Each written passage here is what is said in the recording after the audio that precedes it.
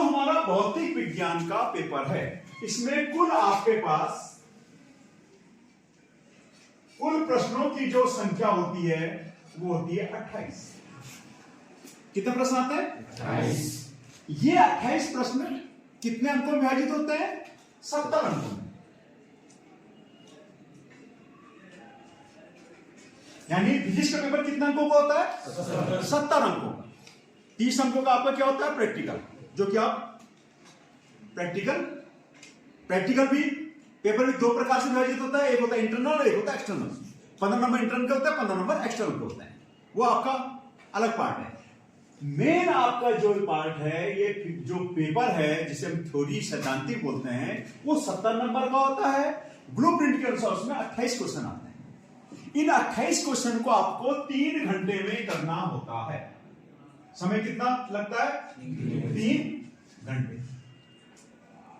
ऐसा में अब ये जो 28 क्वेश्चन है, ये भी अलग अलग प्रकार से आपको पेपर में दिए जाते हैं।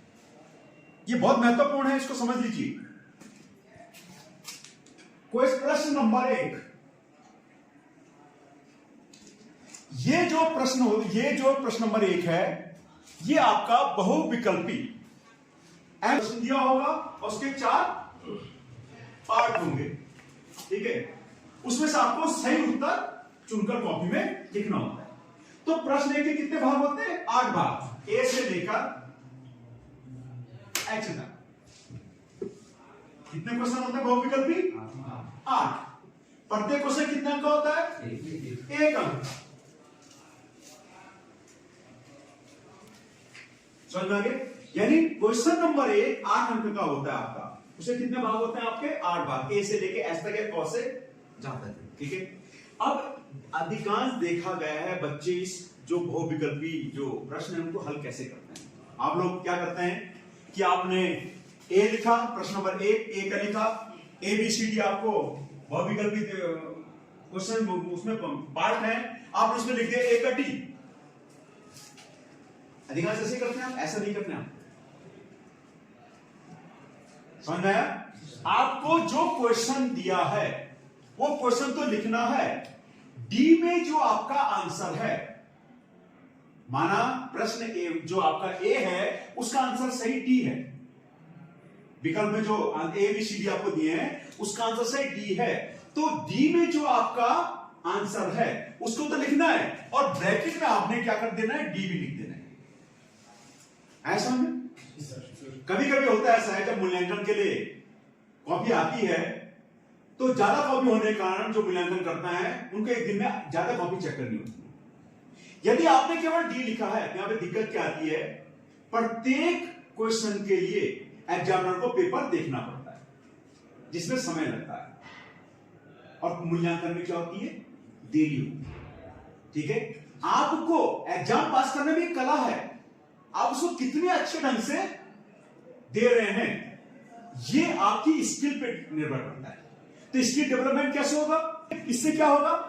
जो मूल्यांकन करता है उसको क्वेश्चन देखने की आवश्यकता नहीं पड़ेगी, जो आपने लिखा है उसी को देख के वो आपको नंबर यहां पर दे देगा। समझ में आ गया आपको बहुविकल्पी कैसे करने? ठीक है, इस प्रकार से आप बहुविकल्पी क्वेश्चनों का आंसर लिखेंगे। ठीक है, इसके बाद आता है आपका क्वेश्चन नंबर 2 से 7 तक। क्वेश्चन नंबर 2 से 7 तक ये होते हैं एक नंबर के क्वेश्चन, इनको बोलते हैं 1 वर्ड आंसर टाइप क्वेश्चन।